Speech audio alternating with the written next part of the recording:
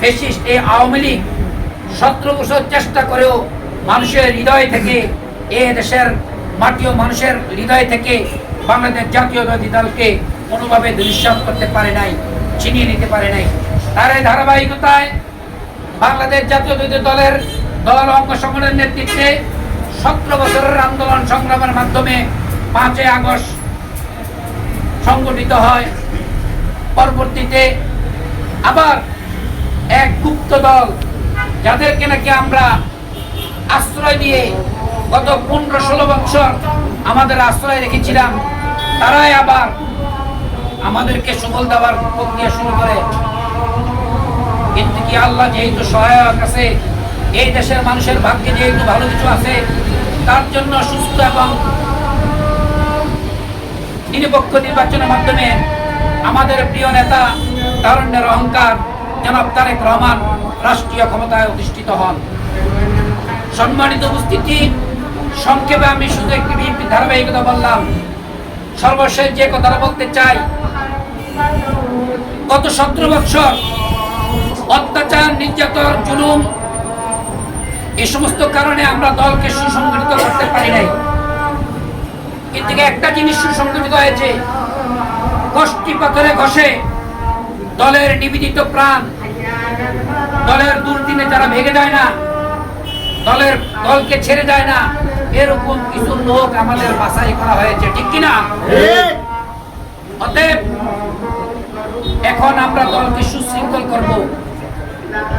নির্বাচনের ব্যস্ততা, পরবর্তীতে ধারাবাহিক পার্লামেন্ট এবং রাষ্ট্রীয় ক্ষমতার বিভিন্ন সুশৃঙ্খল এবং শৃঙ্খলা করার কাজে আমাদের প্রিয় নেতা, আমাদের অভিভাবক, এই এলাকার মাটি ও মানুষের নেতা জনাব মুবাশশির আলম ভূঁইয়া সাহেব বলেছিলেন যে এখন কোনো রাজনীতি না, এখন হলো যে উন্নয়ন এবং উন্নয়নের একটা ম্যাপ তৈরি করা।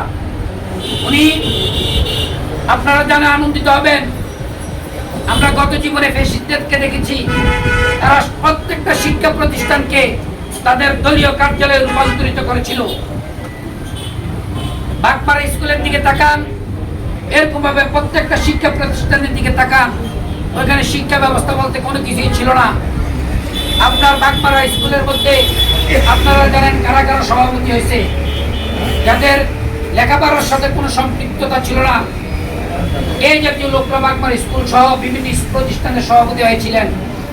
কিন্তু কি আমাদের প্রিয় নেতা জনাব মুবাশশির আলম ভূঁইয়া প্রতিষ্ঠান থেকে সকল রকমের রাজনীতি মুক্ত করার লক্ষ্যে যোগ্যতা সম্পন্ন এবং ব্যক্তিত্ব সম্পন্ন লোকদেরকে বাছাই করে শিক্ষা প্রতিষ্ঠানের সভাপতি নির্বাচিত করেছেন।